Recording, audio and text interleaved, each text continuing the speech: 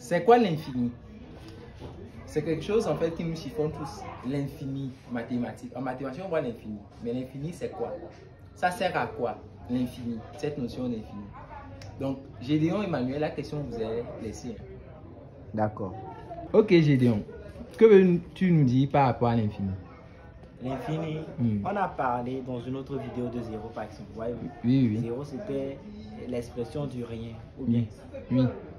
Et je dirais que l'infini, c'est quelque chose qui est opposé à zéro. À zéro.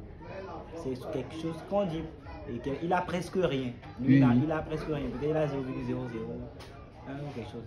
Assez petit. Mais en opposition, on dit lui, il a tout. Oui. C'est un homme très riche. Donc, lui, il a infiniment de bien. Oui. Voyez-vous, l'infini, c'est ce qui est un peu opposé dans un sens, l'inverse de zéro, on va dire. L'inverse de zéro. Waouh. Sans forcément être atteignable dans ce sens. Parce que l'infini, ça ne s'atteint pas. On trouvera toujours quelque chose de plus grand. Je vais venir en éveil, on dit quelque chose. Vous comprenez? C'est-à-dire que quand j'ai quelque chose d'assez grand, il y a encore plus grand que ça. Il suffit de lui ajouter peut-être même un. Vous voyez? Donc, on ne peut pas atteindre l'infini quand même.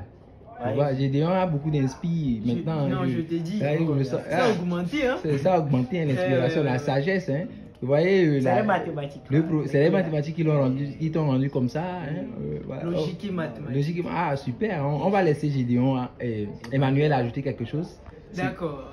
Bon, comme je disais, personnellement, moi, j'ai jamais réfléchi sur la notion de limite, plutôt de l'infini, c'est ça, non? Oui. Bon, mais revenons du côté où ça sert à quoi concrètement dans la vie. Alors, bon, on se pose la question, mais on ne sait pas à quoi l'infini sert. Oui. Ça sert à quoi? Ça sert à quoi? C'est une question pertinente. C'est une question pertinente. Que tu avances. Donc, bon, parfois on me dit que c'est un outil en mathématiques qui permet d'approximer, on peut dire, ou étudier ce qui n'a pas de fin. Quoi. Ce qui n'a pas de fin.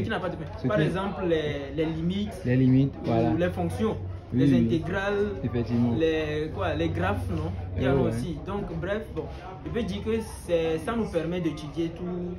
Ces trucs-là en mathématiques. Bon, ok. C'est ce que je peux dire là-dessus. Ajouter un truc. Oui, tu vas ajouter quelque chose. Je ne vais pas développer, mais sachez qu'en mathématiques, il y a des infinis quand même qui sont plus grands que d'autres. Oh, je vois. C'est ce qui peut être vraiment très perturbant. Ok, d'accord. Moi, quand je pense à l'infini, je ne peux pas ne pas penser à, dans notre langage, je ne peux pas ne pas penser à Maou. Maou, quand on dit Maou. Ce qu'on ne peut pas atteindre. C'est une komateoua quoi. En fait, Maou, l'infini, si on veut le traduire là, c'est Maou. Ce qu'on ne peut pas atteindre, ce qu'on ne peut pas dépasser. Maintenant, la question est, est-ce qu'il y a plusieurs Maou? C'est ce que Gédéon disait en fait, qu'il y a plusieurs infinis en fait.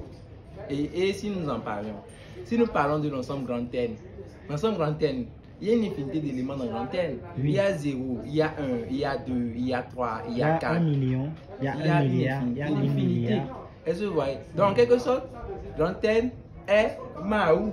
Genre, on ne peut pas en fait. Maou. On ne peut pas dépasser. C'est une forme d'infinité.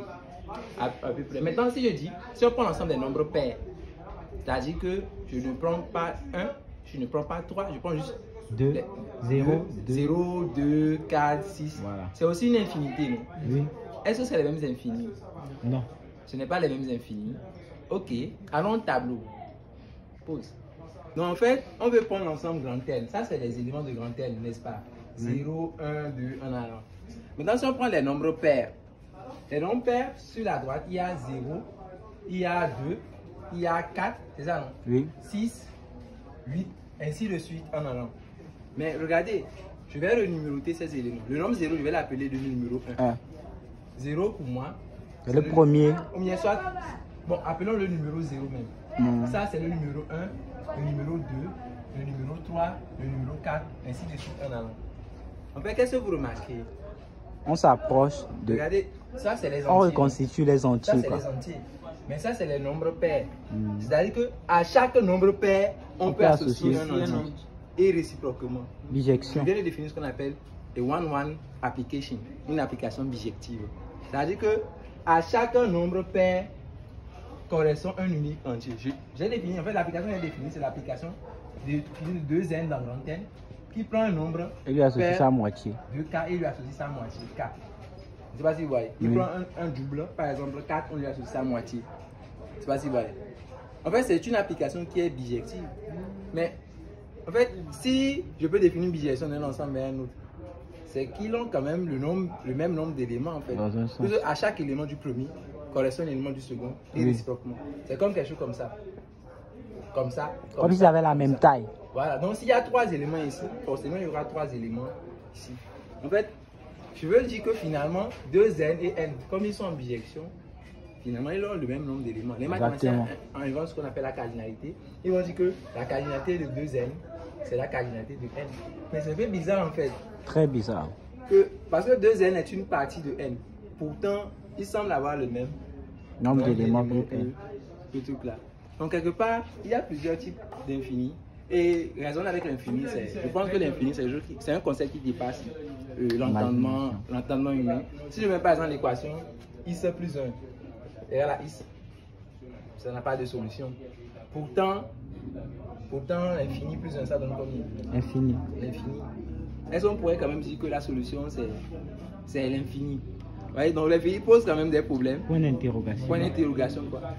Donc, je laisse quand même le débat ouvert. Les gens n'ont qu'à écrire ce qu'ils pensent en commentaire.